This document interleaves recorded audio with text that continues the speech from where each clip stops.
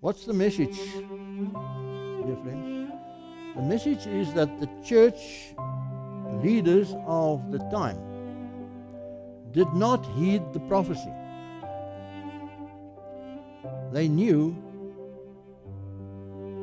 the Old Testament. They had it. They studied it. But they did not heed this prophecy in Daniel 8 and 9. They were unable to see the Messiah when he was already walking in their midst. They did not read the signs of the time. Others did.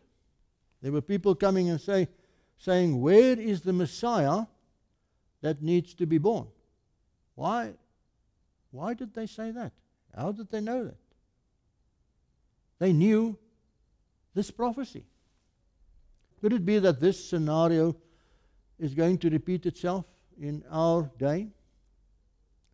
The signs of the times hanging in the air for all to see, but the church and the leaders of the church too blind, not awake, not warning the people of God regarding the second coming?